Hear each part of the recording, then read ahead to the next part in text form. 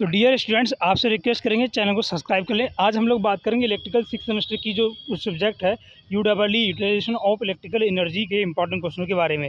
देखिए कौन कौन से क्वेश्चन आपके एग्जाम के पॉइंट ऑफ व्यू से इंपॉर्टेंट है और आने के पूरे चांसेस हैं, वो आपको बताया जाएगा। तो चैनल को सब्सक्राइब नहीं किया, जल्दी से सब्सक्राइब कर लें ताकि आपको सारी जानकारी सटीक तरीके से मिल सके। टेलीग्राम पर इसका PDF दे दूँगा, ठीक है। देखिए पेपर कुछ इस तरीके से आएगा आपका एंगल पूछा जाएगा, तीव्रता है आपकी, लुमिनेक्स है, और ये सारी चीज़ें लैंप के बारे में पूछा जाएगा, हीटिंग के बारे में पूछा जाएगा, AC और DC आर्क वेल्डिंग के बारे में पूछा जाएगा, रेजिस्टेंस वेल्डिंग क्या है इसके बारे में बताइए, रेजिस्टेंस का बात है, इलेक्ट्रिक हीटिंग के क्या क्या वेल्डिंग के क्या क्या नाम हैं। ये सारी चीज़ें अभी मैं आपको सॉल्व भी कराऊंगा इस वीडियो में। इलेक्ट्रिसिस के 2 नियम बताना है आपको, इलेक्ट्रो आपका डिपोजिशन यानी कि किस तरीके से उसको प्रभावित करते हैं, उसके कारक बताइए। ये देखिए, उसके बाद आपका एयर कंडीशनर को आपको डायग्राम बनाना है। उसके बाद आपका ये हो गया पावर ट्रांसफ़र के बारे में बताइए कि इलेक्ट्रिक ड्राइव में पावर ट्रांसफ़र कैसे होती है। या फिर आपका ये क्वेश्चन आ सकता है, ये वाला भी देख सकते हो आप लोग। उसके बाद 2 लैंपों के बीच की दूरी वाला जो क्वेश्चन है वो काफ़ी बार रिपीट होता है, इसके बारे में बातें करेंगे। और जो सबसे पहले हम जानते हैं कि क्वेश्चन किस तरीके से आ रहे हैं, इनका सोल्यूशन। देखिए आपसे पूछा जाए ठोस कोण, तो किसी गोलाकार आकार की सतह पर जो क्षेत्र पर जो कोण बनता है तो उसे हम क्षेत्र कोण या फिर कहें तो सॉलिड कोण कहते हैं। स्टेरेडियन क्या होता है?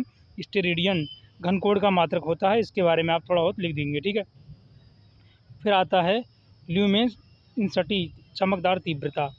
तो देखिए होता क्या है, जैसे कार्यालय तल में जो आपका होता है भूमि, तो उसमें ल्यूमेंस आपका फ्लक्स प्रदीपन यानी कि E=F/A, F/I/A यानी कि तो इस तरीके से आप इसको कर सकते हो। उसके बाद स्वच्छ आरेख की सहायता से आपको मरकरी लैंप की समझाना है। तो देखिए मरकरी लैंप क्या होती है इसके बारे में थोड़ा सा बात कर लेते हैं। लैंप को आपको पढ़ के जाना है। आपका हो गया सोडियम वेपर लैंप हो गया, मरकरी लैंप हो गया, ये सारे लैंप आपको पढ़ के जाना है। देखिए इसके बारे में बात करेंगे 250 से 400 वाट तक की होती है, 220 से 250 वाट तक की होती है। जब लैंप को स्विच ऑन किया जाता है तब इसकी सहायता से जो इलेक्ट्रोड होते हैं, इलेक्ट्रोडों के मध्य एक आर्क उत्पन्न होती है, ठीक है। तो वो आर्क क्या करती है, जो ऊष्मा होती है उससे आर्गन गैस आयनित हो जाती है। इस प्रकार जो इलेक्ट्रोडों के मध्य है वो आपका विसर्जन हो जाता है, जिससे क्या होता है मरकरी वाष्पित हो जाती है और ट्यूब के अंदर जो प्रेशर है वो बढ़ जाता है। इस तरीके से 1 से 2 मिनट में जो पीले नीले सफ़ेद रंग के प्रकाश उत्पन्न होने लगता है। तो इस तरीके से इसमें आप लिख दोगे। जैसे मैं इसका डायग्राम बताऊं तो ये रहा हमारा, तो इस डायग्राम को आप अच्छे से रीड कर लेना क्योंकि डायग्राम में सारे नंबर दिए जाते हैं। तो ये हमारे मरकरी वेपर लैंप का डायग्राम हो गया, ठीक है। तो समझ में आ गया आपके। इलेक्ट्रिक हीटिंग क्या है इसके बारे में बताइए। तो इलेक्ट्रिक हीटिंग के क्या क्या यूज़ हैं, देखो भाई, कार्य वर्ग बताना, ज़्यादा नहीं। तो एक टाइप पूछा कोर टाइप के बारे में बताना। तो सबसे पहले इलेक्ट्रिक हीटिंग के types, low frequency heating, high frequency heating. ये इलेक्ट्रिक हीटिंग के प्रकार बता रहा हूँ, low frequency heating, high frequency heating. और लो फ्रिक्वेंसी होती है रजिस्टेंस हीटिंग, आर्क हीटिंग, ठीक है। अब देखो इसी की बात कर रहे हैं। तो रजिस्टेंस हीटिंग होती है direct resistance heating, indirect resistance heating. और जो आपका इसमें आर्क हीटिंग होती है डायरेक्ट आर्क और इनडायरेक्ट आर्क। इसी प्रकार से हम बताते हैं हाई रेजिस्टेंस हीटिंग कितने प्रकार की होती है, इंडक्शन हीटिंग और डी इलेक्ट्रिक हीटिंग, ठीक है। उसके बाद एक हमसे पूछा इसका प्रकार, तो इसके प्रकार के बारे में बातें कर लेते हैं। देखिए आप लोग कमेंट करते रहो, जैसे मुझे पता लगे आप लोग लाइव में हो, ठीक है। जल्दी जल्दी क्लास को शेयर करेंगे बिना किसी आपके सिर्फ इंपॉर्टेंट क्वेश्चन आपको बताए जाएंगे, ठीक है। अब देखिए इसमें होगा क्या, जैसे आपको पूछ रहा है horizontal core type directional induction जो है, इसके बारे में बात है। चुंबकीय क्षेत्र की जो एक स्तंभ से DC AC सप्लाई को जोड़ा जाता है और दूसरे स्तंभ से जो आपका होता है इसमें बने हुए होते हैं। जिसमें क्या है कि चालक है उसको गर्म को पिघलाया जाता है तो उसमें सप्लाई दी जाती है। इस तरीके से आप इसमें जो गर्म पदार्थ इसमें आप देख सकते हो चित्र के माध्यम से। तो ये सारी चीज़ें फ़िलहाल हैं, इसमें छल्ला वगैरह होता है, इसके बारे में पढ़ लेना। फ़िलहाल मैं आपको बता रहा हूँ इंपॉर्टेंट क्वेश्चन जो एग्ज़ाम में आने वाले हैं। कल आपके पेपर है तो उसमें देख लेना। जो लीकेज होता है आप लोगों का, यानी कि मैग्नेटिक कपलिंग होती है वो कमज़ोर होती है, जिसके कारण क्या है लीकेज रिएक्टेंस बढ़ जाता है। तो ज़ाहिर सी बात है जब इसका चार्ज भी बढ़ जाएगा। अगला क्वेश्चन है AC और DC के आर्क वेल्डिंग, यानी AC आर्क वेल्डिंग और DC आर्क वेल्डिंग में तुलना कीजिए कि क्या क्या इसका अंतर है, वो हमें बताइए क्वेश्चन पेपर के माध्यम से। तो AC arc welding DC arc welding के बारे में समझते हैं, ध्यान से सुनो। AC आर्क वेल्डिंग क्या होती है, इस विधि में निम्न वोल्टता AC प्राप्त करने के लिए केवल ट्रांसफार्मर की ही आवश्यकता होती है और जिसकी लागत है वही कम होती है। AC आर्क वेल्डिंग में भाई ट्रांसफार्मर की आवश्यकता होगी, जाहिर सी बात है इसमें लागत कम होगी। अब बात करें DC बारे में, तो DC में जनरेटर और मोटर दोनों, DC में जनरेटर का यूज़ कर सकते हैं और जनरेटर सेट अथवा DC सेट की आवश्यकता पड़ती है। तो देखिए AC में ट्रांसफार्मर यूज़ होता है सिर्फ, और जो आपका DC आर्क वेल्डिंग है इसमें आपका जनरेटर हो गया और डीसी दोनों की यूज़ कर सकते हैं हम लोग डीसी सेट। फिर आपका ये महंगी होगी, ज़ाहिर-सी बात है। ट्रांसफार्मर की जो एफिशिएंसी होती है वो ज़्यादा होती है और मोटर की जो दक्षता है वो कम होती है, ज़ाहिर-सी बात है। उसके बाद धारा की आवश्यकता रुक-रुक कर पड़ती है, जिससे आपकी अनावश्यक व्यय होती है। मोटर जनरेटर को लगातार चलाना पड़ता है, जिससे क्या होता है, ज़्यादा व्यय हो जाता है। उसके बाद देखिए इसमें अनुरक्षण व्यय कम होता है और इसमें अनुरक्षण व्यय ज़्यादा होता है। इसी प्रकार जो आपकी तीव्रता है वो स्थायी नहीं होती, इसमें तीव्रता स्थायी होती है। इसकी बात करें हम लोग आर्क वेल्डिंग के बारे में, तो इस विधि में उत्पन्न जो हमारा डीसी होता है, यानी कि एसी अल्टरनेटिंग करंट होता है, वो समरूप प्राप्त नहीं होता है। इस प्रकार की बात करें, इसमें तापमान है वो एक तरीके से प्राप्त होता है। तो ये सारी चीज़ें फ़िलहाल हैं। अब देखिए सीधा इम्पोर्टेंट टॉपिक की हम लोग बात कर रहे हैं। अब यहाँ पर दे रखा हमसे इलेक्ट्रिक आर्क और डाई इलेक्ट्रिक आर्क जो हीटिंग होती है उसके अनुप्रयोग बताइए कि क्या-क्या उसका यूज़ होता है। तो इलेक्ट्रिक डार्क जो आपका होता है इलेक्ट्रिक आर्क वेल्डिंग। तो इलेक्ट्रिक आर्क वेल्डिंग का उपयोग होगी मरम्मतों में किया जाता है, चादरों की ढालों में मरम्मत करने में, लोहे की सारी चीज़ों में किया जाता है। एक चीज़ इसमें और है, मैं आपको बता दूँ, जैसे आपने देखा होगा कभी-कभी ज़्यादा जो हो जाती हैं, मिश्र धातु हो जाती हैं, इनको जोड़ने में इसका कार्य किया जाता है। इलेक्ट्रिक आर्क वेल्डिंग मतलब जिन कामों में जो हमारी चादरें हो गई उनको जोड़ने में किया जाए, आप समझ सकते हो, इसमें कोई समझाने वाली बात है नहीं। फिर आपको पता है डाइलेक्ट्रिक हीटिंग, डाइलेक्ट्रिक हीटिंग का जो आपका मुख्य रूप से इंसुलेटर में यूज़ की जाती है। जैसे लकड़ी हो गई, प्लास्टिक हो गई आदि को गर्म करने के बाद एक साधन से दूसरे में, बस इस तरीके से आप समझ सकते हो। फिर आपका आता है इंफ्रारेड हीटिंग। इंफ्रारेड हीटिंग क्या होती है? देखिए इसके बारे में समझ लेते हैं। इसमें क्या है, जैसे अधिकतर जो हमारे इनेमेलित या प्रलेपित की जो धातु होती है, सुखाने में इसका यूज़ होता है।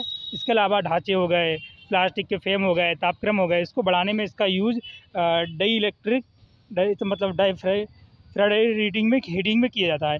रेफ्रिजरेटर के सिद्धांत को बताइए और रेफ्रिजरेटर में जो हमारा रेजिस्टेंस वेल्डिंग होती है, तो इन्हीं 2 रजिस्टेड वेल्डिंग के नाम बताइए।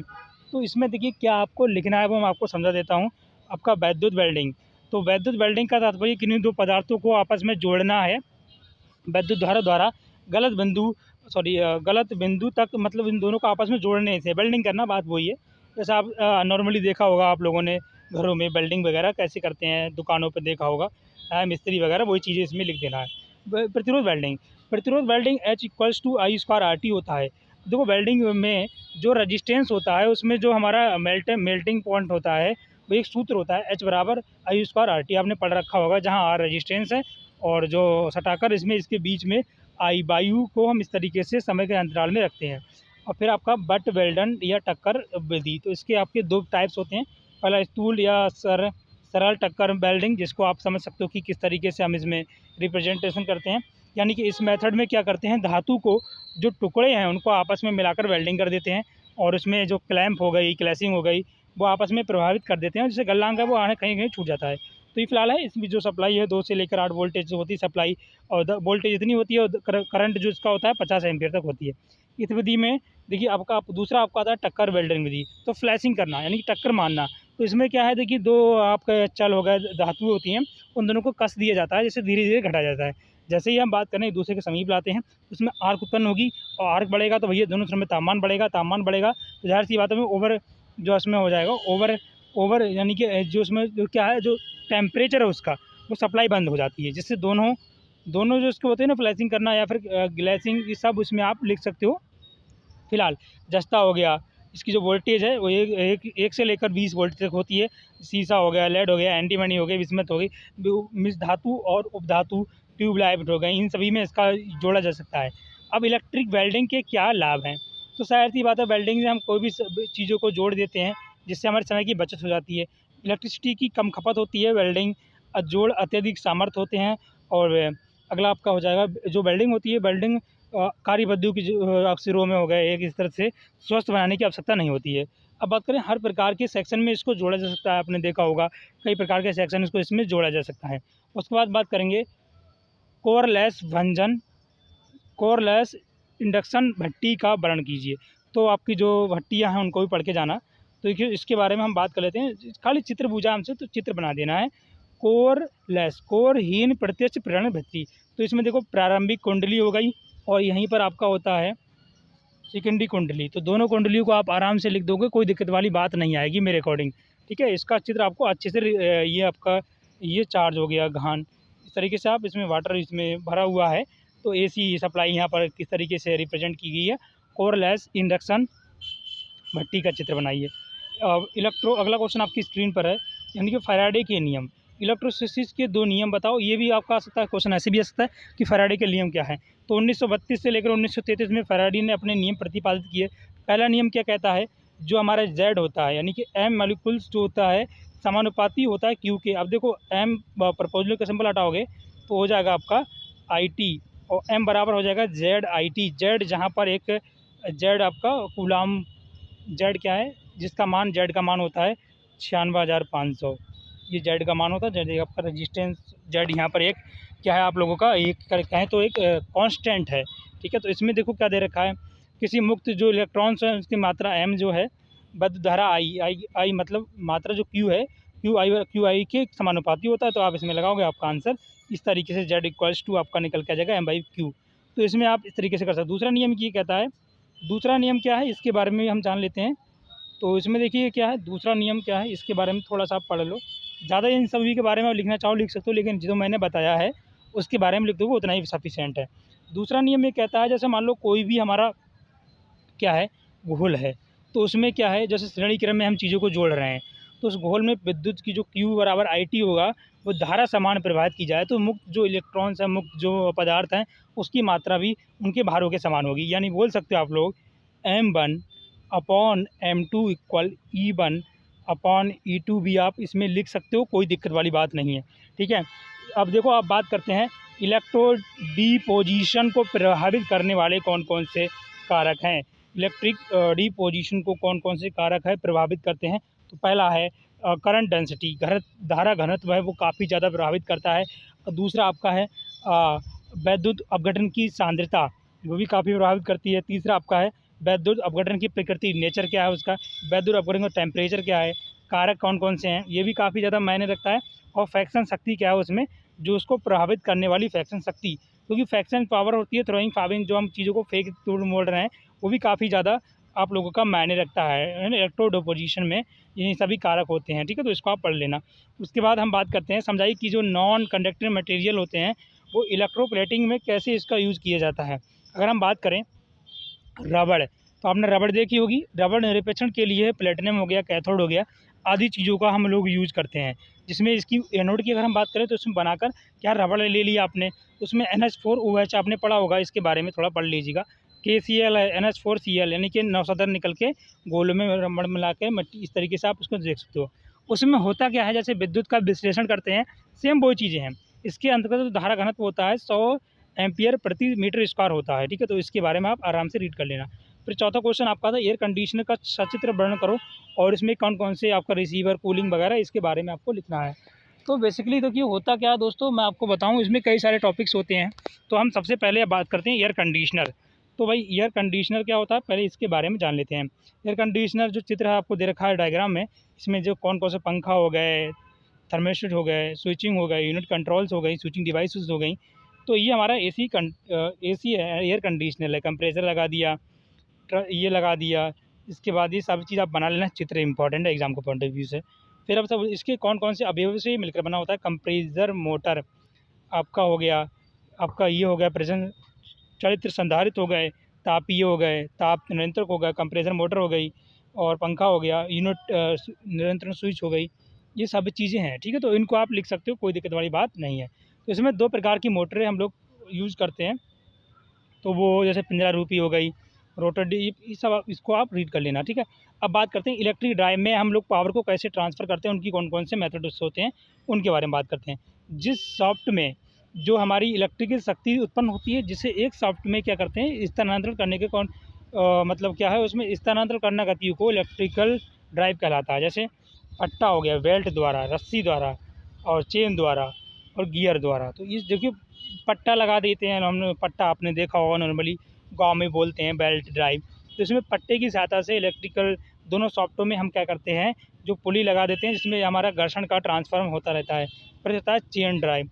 चेन की सहायता से आपने देखा होगा जो सॉफ्ट चलती हैं, इंडस्ट्री में सॉफ्ट चलती हैं, जो चेन की सहायता से समांतर सॉफ्ट लगा कर इस तरीके से होता है। फिर आपका गियर ड्राइव, तो गियर में हम लोग क्या करते हैं, जैसे गियर लगा देते हैं, फिर आपका जैसे मशीनों में आपने देखा होगा गियर लगा हुआ होता है, तो उसमें क्या है सॉफ्ट चलता रहता है। तो इसमें आप लिख दोगे, फिलहाल कोई दिक्कत वाली बात नहीं है। अगला क्वेश्चन आपकी स्क्रीन पर है, लिफ्ट से रिलेटेड क्वेश्चन है, इसके बारे में जान लेते हैं। लिफ्ट क्रेन प्रिंटिंग प्रेस, मिल हो गई, इनका नाम बताइए और जो हमारे किस तरीके से यूज में होते हैं।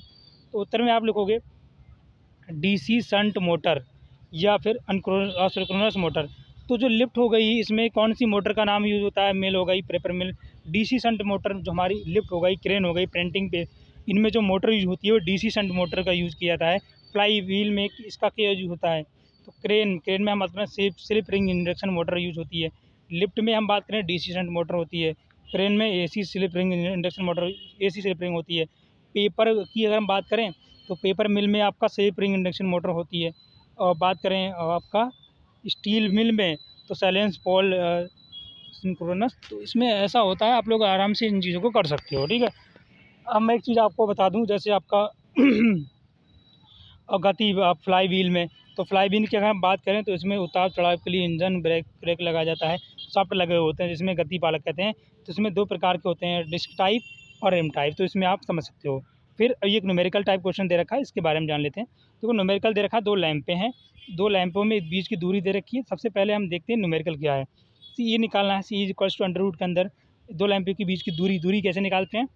6 स्क्वायर और प्लस में रहेगा 20 स्क्वायर, क्योंकि ये हमारा 6 हो गया, ये 20 हो गया। तो इसमें अंडर रूट निकालेगा, अंडर रूट 21 हमारा निकल के आ जाएगा इसकी बीच की दूरी। अब देखो सी ई हमने निकाल लिया, अंडर रूट 21 आया। ये फार्मूला होता है, अगर आप पढ़े होगे तो epsilon equals to E I one cos theta one upon D square.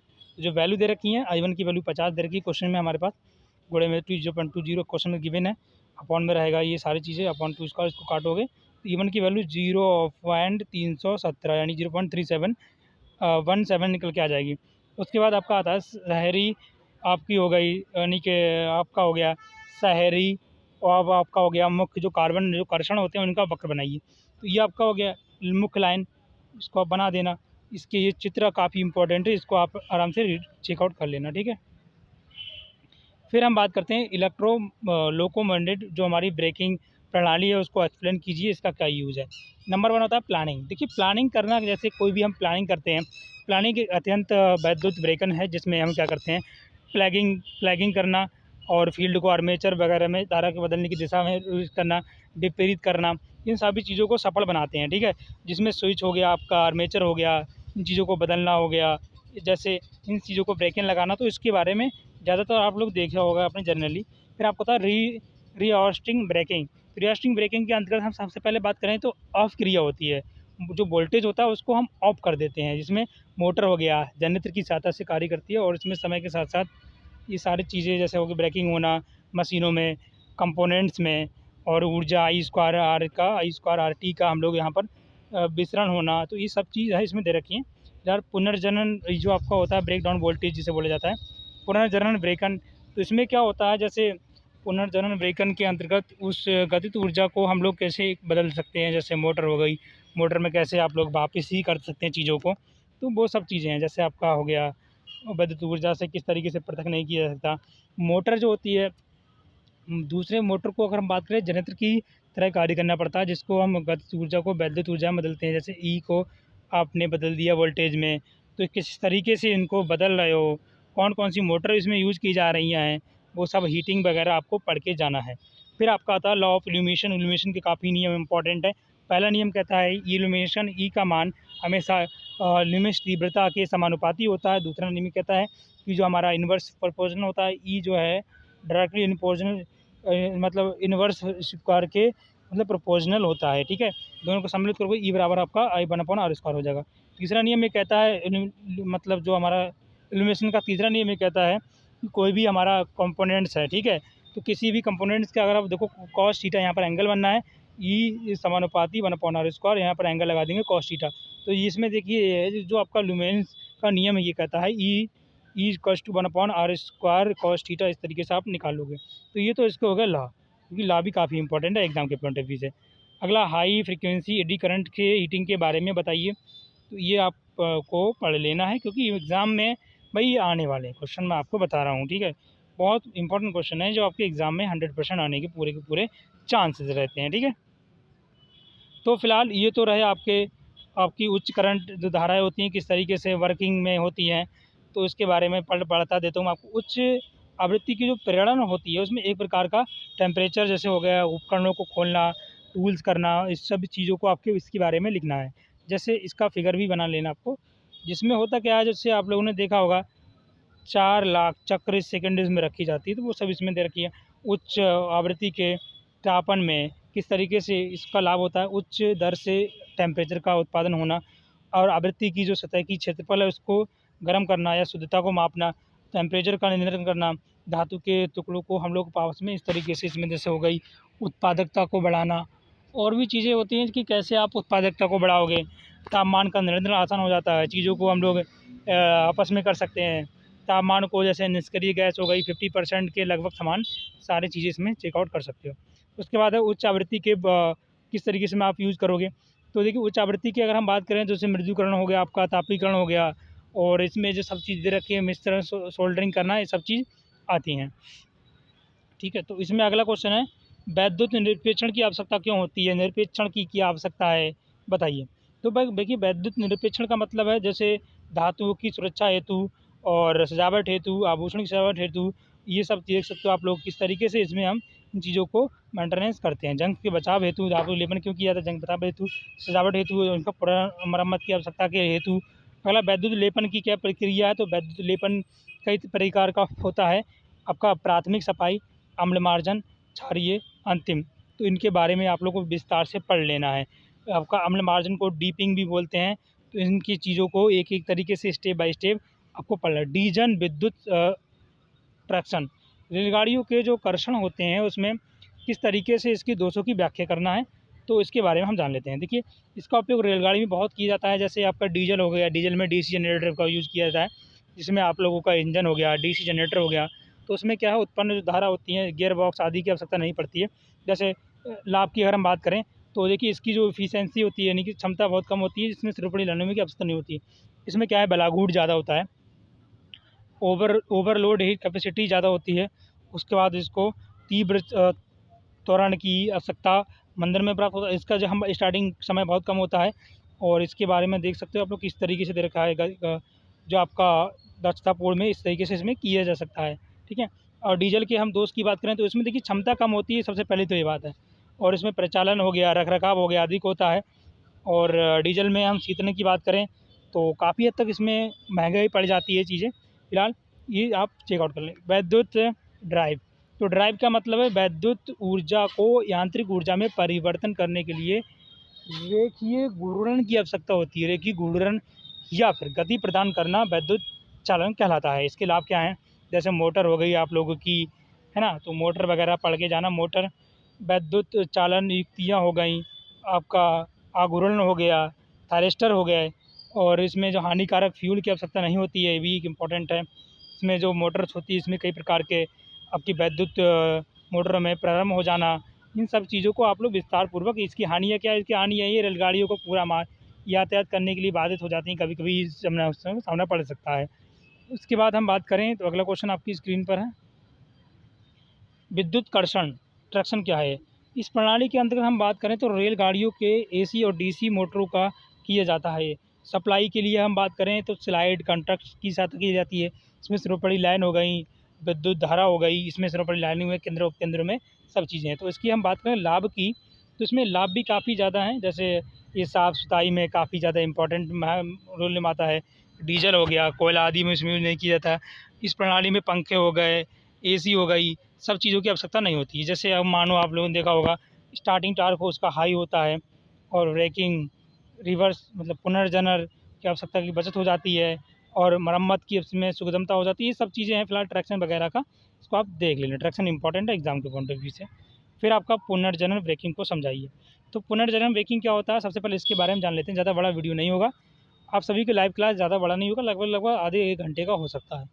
तो इसमें क्या होता है, जैसे में रेलगाड़ियों की जो गतिज ऊर्जा होती है उसको वैद्युत ऊर्जा में परिवर्तित करने की सप्लाई भेज दी जाती है। इसमें क्या होती है, जिसमें आपकी ब्रेकिंग हो गई 3 शर्तों का, तो ब्रेकिंग के समय जो आपकी मोटर होती है वो विद्युत वाहक बल में जिसका सप्लाई है उसको क्या कर लें हम लोग, वैधता का मान है वो अधिक होना चाहिए। दूसरा आपका सुरक्षा की दृष्टि से ब्रेकिंग प्रणाली में यांत्रिक स्थिरता जो होती है उसमें अधिक ज़्यादातर वोल्टेज होनी चाहिए, जिससे आप लोग सब चीज़ों को कर पाओ। तो फिलहाल ये सारे चीज़ इंपॉर्टेंट क्वेश्चन थे, और इसका पीडीएफ आपको मॉर्निंग में लगभग 12 बजे के बाद मैं इसका PDF दे दूँगा। 3 बजे समथिंग इसका PDF में आपको मिल जाएगा। और रही बात PDF के हैंड रिटन नोट्स की, तो वो भी मैंने आपको दे रखे हैं, टेलीग्राम पर चेकआउट करो जाके, ठीक है, वो मैंने आपको ऑलरेडी दे रखे हैं। हम बात करें हैंड रिटन नोट्स के बारे में, तो देख सकते हो हैंड रिटन नोट्स मैं ये है टेलीग्राम पर सेंड कर दिया हूँ। अगर आपको ये हैंड रिटन नोट्स चाहिए तो हमारे टेलीग्राम को जुड़ जाओ, जहाँ पर आपको अभी थोड़ी देर में PDF तो पहले ही सेंड कर चुका हूँ, ये वाली आप लोग सर्च कर सकते हो, लेकिन जो PDF मैं आपको बता रहा हूँ लगभग आपको दे दी जाएगी 12-1 बजे की समथिंग PDF मैं दे दूँगा, कोशिश करूँगा आपको।